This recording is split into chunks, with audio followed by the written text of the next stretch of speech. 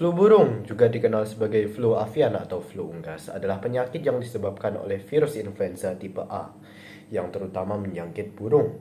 Di tahun 1997, dunia terkejut oleh ancaman baru, flu burung. Pertama kali ditemukan di Hong Kong. Virus ini makin lama makin menyebar. Menurut beberapa sumber seperti WHO, virus ini telah menyakit banyak orang.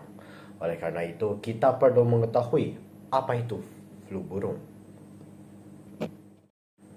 Kenapa kita perlu belajar tentang flu burung? Nah, flu burung itu merupakan salah satu penyakit yang lumayan fatal kalau tidak diurus. Nah, flu burung ini memiliki kemiripan dengan SARS-CoV-2 atau COVID-19. Yang pertama, kemiripannya adalah di bentuknya. Yang kedua, mereka berasal dari suatu hewan.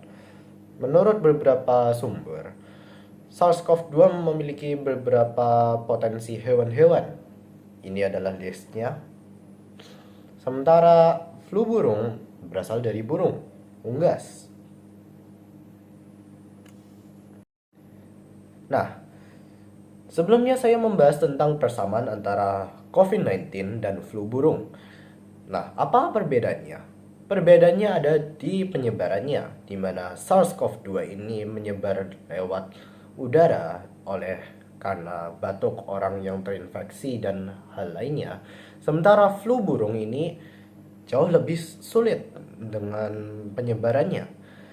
Penyebaran ini flu burung itu dikarenakan antara orang biasa yang ini melakukan kontak dengan unggas yang terinfeksi atau dikarenakan lingkungannya, dengan spesifikasi apabila itu sudah terkontaminasi oleh unggas-unggas yang terkontaminasi.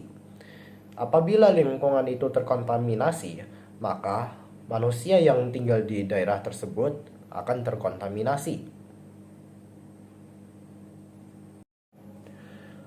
Dilanjutkan kembali yaitu gejala-gejalanya. Yang pertama, hindari kontak langsung dengan unggas yang terinfeksi. Kedua, jangan sentuh unggas yang mati tanpa perlindungan tangan yang sesuai. Ketiga, cuci tangan dengan sabun dan air setelah berkontak dengan unggas atau area yang berpotensi terkontaminasi. Pastikan kebersihan dan sanitasi kandang unggas terjaga dengan baik. Jika ada harus berkontak dengan unggas yang terinfeksi, gunakan alat pelindung diri APD yang sesuai. Dan terakhir, pastikan unggas yang Anda konsumsi berasal dari sumber yang aman dan terpercaya. Seperti yang sudah saya katakan di awal, virus ini ditemukan di tahun 1991. Karena sudah ditemukan di tahun yang sudah lumayan lama, pasti para ilmuwan sudah bekerja keras untuk menemukan vaksinnya.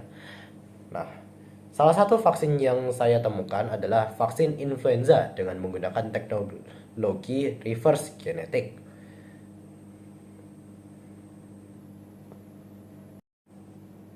Dari semua cara pencegahan yang sudah saya sebutkan, saya menentukan mencuci tangan merupakan salah satu hal yang saya ingin bahas sebagai inovasinya. Salah satu inovasi yang saya akan bahas adalah hand sanitizer dengan daun sirih. Kenapa daun sirih? Dikarenakan di dekat rumah saya ini banyak sekali daun sirih. Oleh karena itu, bagaimana kalau kita memakai daun sirih tersebut? Nah, langkah-langkah pembuatan hand sanitizer-nya adalah daun sirih dicuci dan ditiriskan, kemudian dipotong-potong kecil-kecil, ditimbang hingga 50 gram.